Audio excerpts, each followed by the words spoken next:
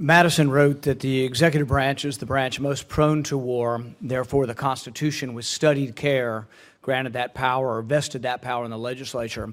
In no way did they argue that Article 2 was unlimited authority to commence, initiate, or engage in war at all.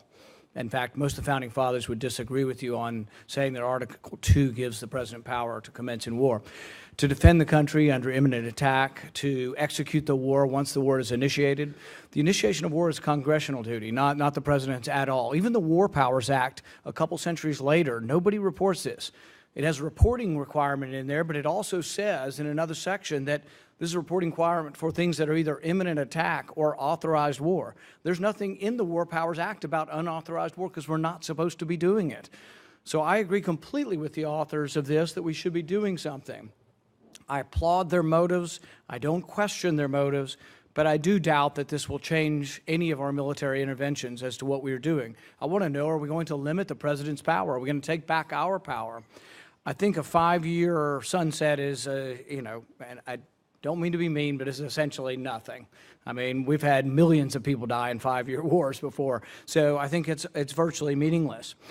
As far as the geographic limit on there, also virtually meaningless. If you look at associated forces, part of or substantially supports al-Qaeda, the Taliban, or the Islamic State.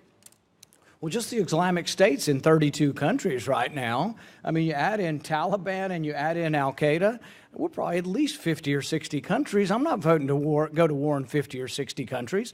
Or if we're going to limit something, let's have a debate. If we're going to just simply pass something to say we passed something, but it's not limiting, I mean, one of our testimonies today says basically, well, you got all the Article 2 and it'd just be nice. Kind of just be nice to have an AUMF. No, it wouldn't be nice. That's the Constitution. There's supposed to be no war without an AUMF.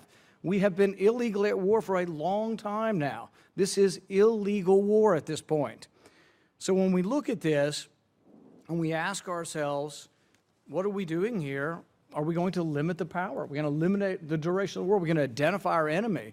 But, the 9/11 proclamation, over and over again, people say associated forces as if that's in the document. That's not even in the document. The document, as Senator Cardin said, was very, very specific to 9/11. And we've had people just saying you can do anything you want now for 15 years. Then there's the practical question. The practical question is doing anything you want, killing every perceived enemy and every perceived leader of chieftain of 5 people in some misbegotten village, is it helping? Are we going to defeat an ideology by killing people? I was all for going after the people after 9/11. I would have voted for that. But I don't think war in Yemen is necessarily helping us. I don't think the man raid in Yemen made us safer. In fact, and I don't blame our soldiers for this. Look, I've got members of my family that are active duty. They do what they're told. They're brave young men and women. But, when they killed 4 or 5 al-Qaeda people in a village, but we also kill their wives and children, and I'm not saying we intentionally do it. They're probably firing at us. They're in the middle of the firefight. But is it better? Do we have less terrorists now or more? We killed 5. Well, what do you think happens in that village and surrounding that village for decades? For 100 years, they'll be talking about the time the Americans came and killed the people and killed our women and children. For 100 years, they're going to be talking about the Saudis dropping bombs on a funeral procession. That does not go away. These people remember the Battle of Karbala in 680 AD. They have long memories. One of my favorite quotes is, "You have all the watches, but we have all the time." They're just going to be there and they will wait us out. But we're not going to defeat terrorism by having war in 60 some odd countries and dropping drones on everybody that we think in a village is a radical ideology. We have to defend ourselves. But we should be much more specific than this, and I just say now I won't vote for something that doesn't limit the president's power but simply gives a rubber stamp to what we are doing. And I would argue that our founding fathers did not agree with unlimited Article 2 authority. In fact, they thought Article 2 was virtually unlimited authority to execute an already initiated war. If you look at every founding father, whether it's Washington, Adams, Jefferson, Madison, every one of them believed that the power to initiate war was Congress's. You could repel imminent attack, even against the Barbary pirates. It was an imminent attack and keeping war. But Jefferson worried that he needed to come back, and he actually did come back very quickly, within a few months, and they did vote on authorizing that activity. But that's not what we're talking about. We're not talking about repelling attackers in the open seas, which I'm for. We're not talking about a limited thing. We're talking about worldwide war. And I think this authorization will not limit that in any way. I have no question. Thank you. Thank you. Senator Paul, would you yield to a question? All right. And this is not a belligerent question. Indeed, I think that your comments are exactly the kind of robust debate that Congress needs to do and the American people need to do, and that the Founding Fathers intended when they put those provisions in there. And I'd ask if you would respond. And again, this is not a belligerent question, but there are people who argue in response to your allegations that, well, what we're doing is illegal. They would argue that, well, look, Congress has to authorize military force.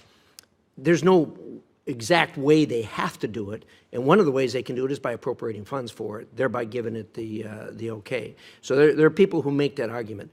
How would you respond to that? And again, this is not a belligerent question. It's part. I appreciate the question. I think it goes to the heart of the matter. There are two ways you can initiate war. You initiate it through an authorization and then through funding.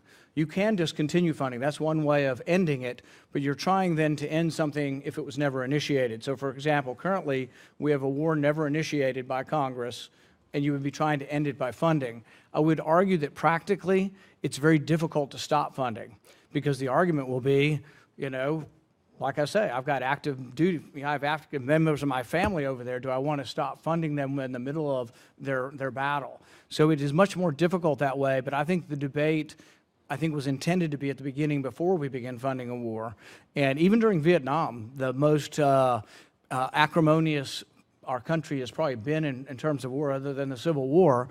I think in the end, I think in the very end, we still didn't even defund it. We might have defunded it after people had left Vietnam, but we never voted to defund even a very unpopular war. So for practical purposes, I would say, and for constitutional purposes, our job is before we get to the funding part. Thank you, Senator Paul. Senator Kane, you've been